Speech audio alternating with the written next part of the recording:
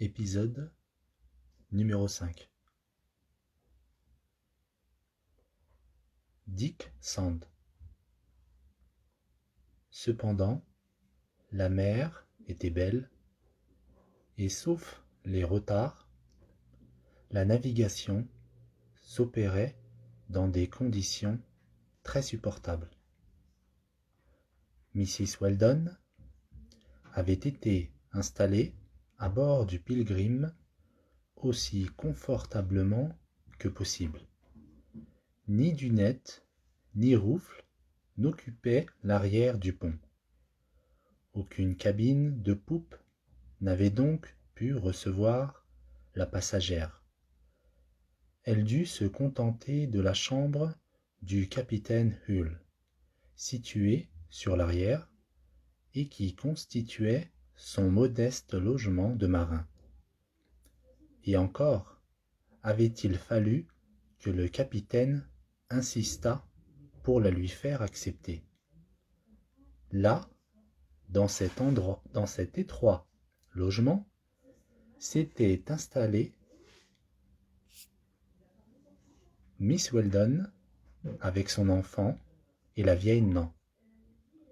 C'est là qu'elle prenait ses repas en compagnie du capitaine et du cousin Bénédicte, pour lequel on avait établi une sorte de chambre en abord. Quant au commandant du Pilgrim, il s'était casé dans une cabine du poste de l'équipage, cabine qui eût été occupée par le second, s'il y avait eu un second à bord. Mais le brick goélette naviguait, on le sait, dans des conditions qui avaient permis d'économiser les services d'un second officier. Les hommes du Pilgrim, bons et solides marins, se montraient très unis par la communauté d'idées et d'habitudes. Cette saison de pêche était la 4e qu'ils faisaient ensemble. Tous américains de l'Ouest, ils se connaissaient de longue date et appartenaient au même littoral de l'État de Californie. Ces braves gens se montraient fort prévenants envers Miss Weldon, la femme de leur armateur, pour lequel ils professaient un dévouement sans bornes. Il faut dire que, largement intéressés dans les bénéfices du navire, ils avaient navigué jusqu'alors avec grand profit. Si en raison de leur petit nombre, ils ne s'épargnaient pas à la peine, c'est que tout travail accroissait leurs avantages dans le règlement des comptes qui terminaient chaque saison. Cette fois, il est vrai, le profit serait presque nul, et cela les faisait justement maugréer contre ces coquins de la Nouvelle-Zélande. Un homme à bord, seul, entre tous, n'était pas d'origine américaine. Portugais de naissance, mais parlant l'anglais couramment. Il se nommait Negoro et remplissait les modestes fonctions de cuisinier du brick goélette. Le cuisinier du Pilgrim ayant déserté à Auckland, ce Negoro, alors sans emploi, s'était offert pour le remplacer. C'était un homme taciturne, très peu communicatif, qui se tenait à l'écart, mais faisait convenablement son métier. En l'engageant, le capitaine Hull semblait avoir eu la main assez heureuse. Et depuis son embarquement, le maître-coq n'avait mérité aucun reproche. Cependant, le capitaine Hull regrettait de ne pas avoir eu le temps de se renseigner suffisamment sur son passé. Sa figure, ou plutôt son regard, ne lui allait qu'à moitié.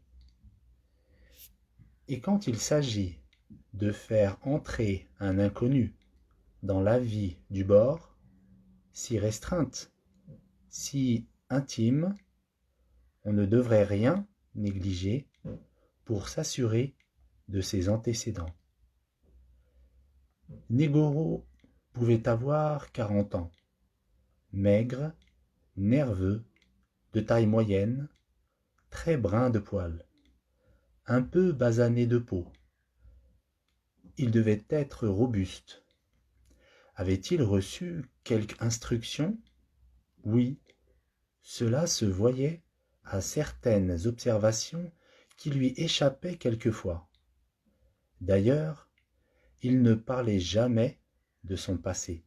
Il ne disait mot de sa famille, d'où il venait, où il avait vécu. On ne pouvait le deviner. Quel serait son avenir? On ne le savait pas davantage. Il annonçait seulement l'intention de débarquer à Valparaiso.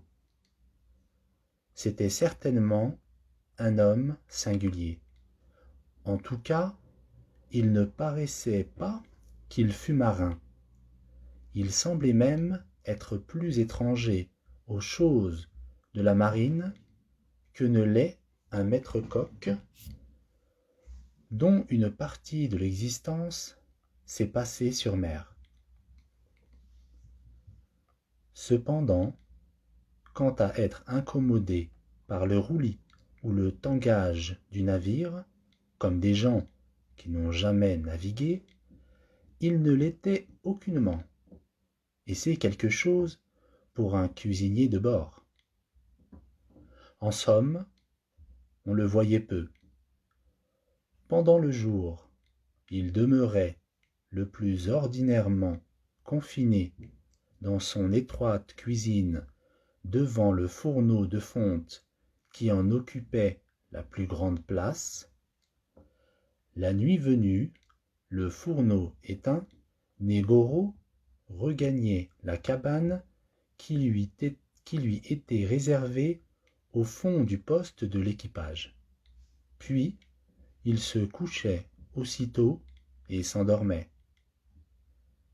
Il a été dit ci-dessus que l'équipage du Pilgrim se composait de 5 matelots et d'un novice. Ce jeune novice, âgé de 15 ans, était enfant de père et mère inconnus. Ce pauvre être, abandonné dès sa naissance, avait été recueilli par la charité publique et élevé par elle. Dick Sand, ainsi se nommait-il, devait être originaire de l'État de New York, et sans doute de la capitale de cet État.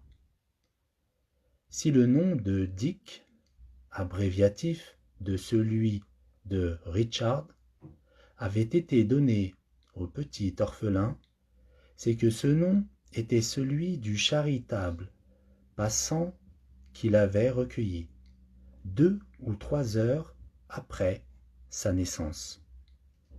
Quant au nom de Sand, il lui fut attribué en souvenir de l'endroit où il avait été trouvé, c'est-à-dire sur cette pointe de Sandy Hook qui forme l'entrée du port de New York à l'embouchure de l'Hudson.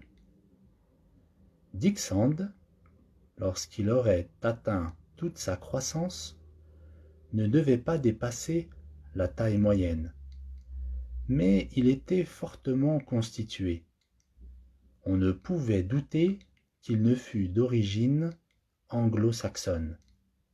Il était brun, cependant, avec des yeux bleus dont le cristallin brillait d'un feu ardent.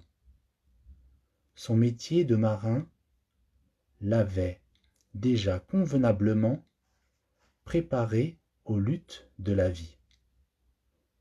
Sa physionomie intelligente respirait l'énergie. Ce n'était pas celle d'un audacieux, c'était celle d'un oseur. Souvent on cite ces 3 mots d'un vers inachevé de Virgile. Audace, fortuna, juvat. Mais on les cite incorrectement. Le poète a dit Audentes fortuna juvat. C'est aux oseurs, non aux audacieux, que sourit presque toujours la fortune. L'audacieux peut être irréfléchi. L'oseur pense d'abord, agit ensuite. Là est la nuance. On s'arrête pour aujourd'hui. À la prochaine, Inch'Allah.